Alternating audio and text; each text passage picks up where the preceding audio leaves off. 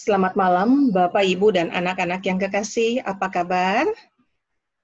Kita jumpa lagi pada malam ini dalam renungan Rabu malam, 29 Juli 2020.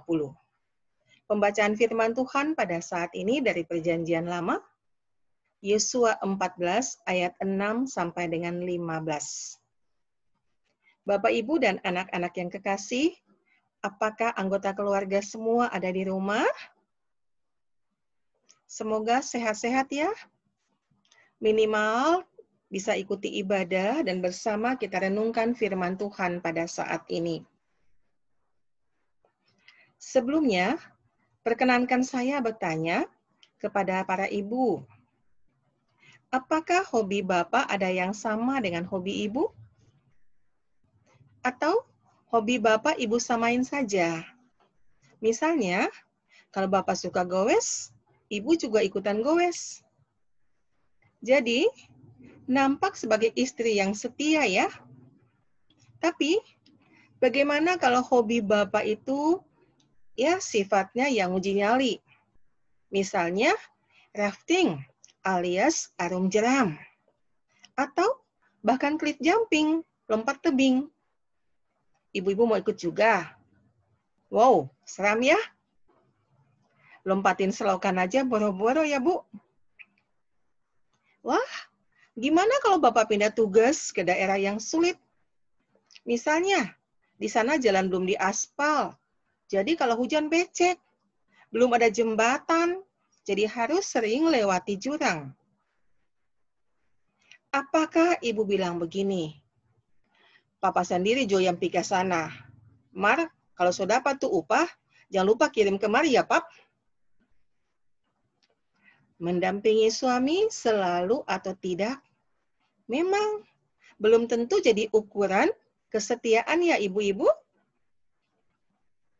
Sabda Bina Umat pada malam ini memberi judul Upah dari Kesetiaan.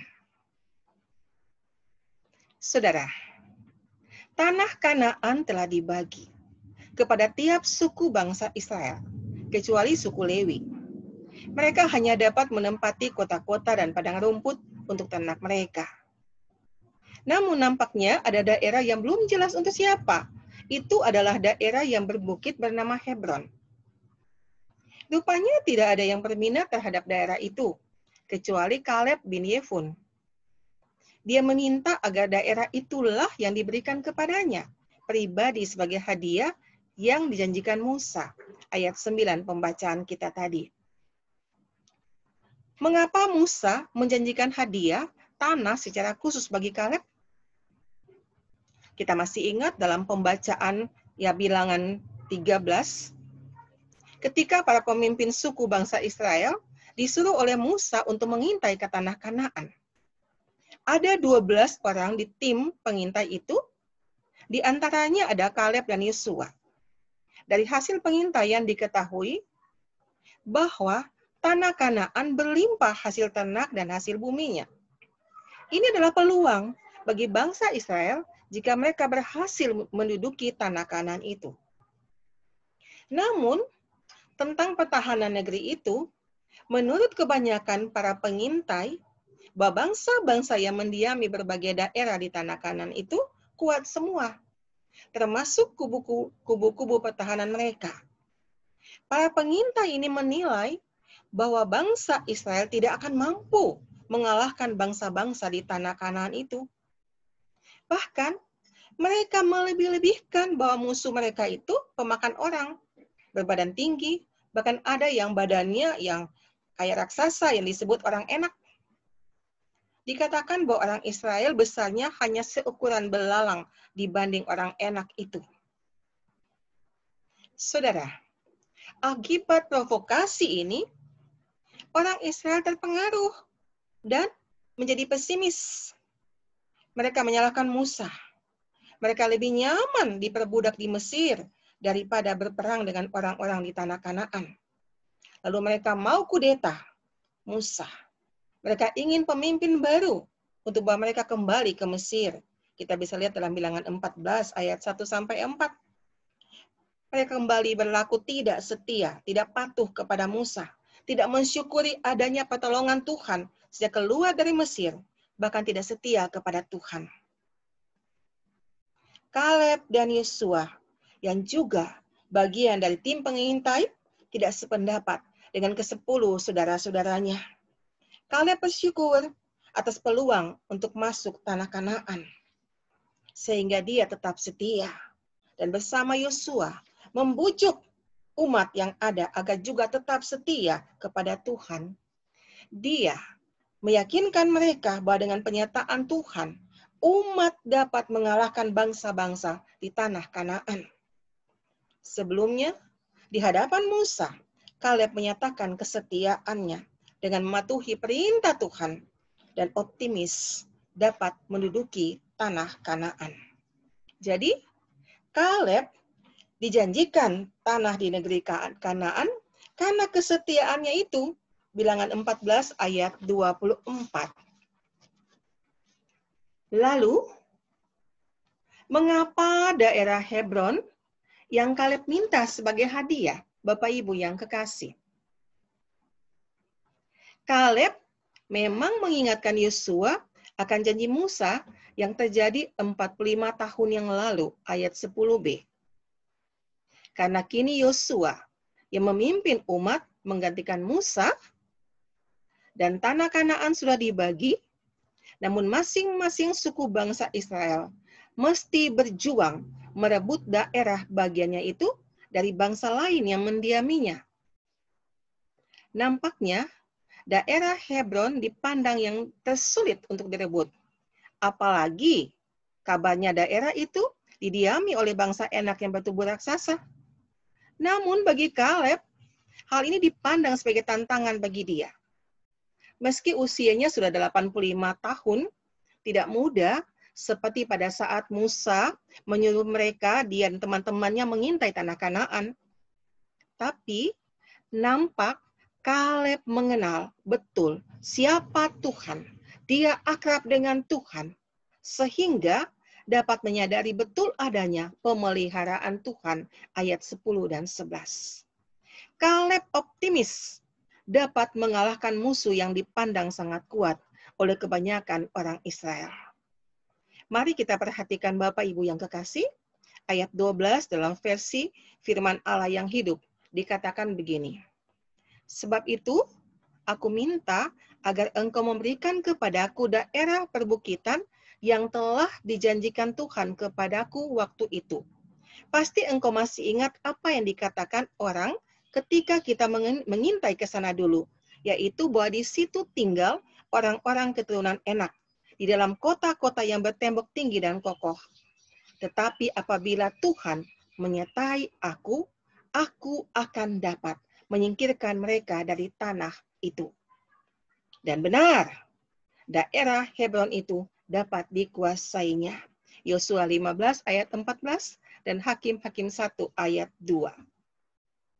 Saudara, Yosua selaku pemimpin umat dapat memahami permintaan Kaleb. Dia sendiri mendapat bagiannya setelah semua kaum di setiap suku bangsa Israel sudah dapat bagian. Yosua mendapat kota yang dimintanya di pegunungan Efraim bernama Timnat Serah, Yosua 19 ayat 49 dan 50, atau Timnat Heres, Hakim-Hakim 2 ayat 8 dan 9. Jadi, di tanah Kanaan ini, hanya Kaleb dan Yosua yang mendapat kesempatan untuk memilih atau meminta sendiri daerah yang mereka mau. Nampaknya itulah hadiah atas kesetiaan mereka. Namun yang terutama, Tuhan memberikan bagi Kaleb maupun Yosua kemampuan untuk berjuang dan penyataannya sehingga mereka bisa berhasil. Nah, Bapak Ibu yang kekasih, bagaimana refleksi firman Tuhan di dalam kehidupan kita? Di masa kini, apakah kesetiaan itu masih ada? Masih berlaku? Untuk anak-anak, apakah taat kepada orang tua?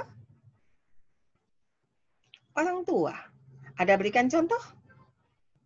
Bukankah teladan orang tua itu lebih efektif daripada sekedar nasihat?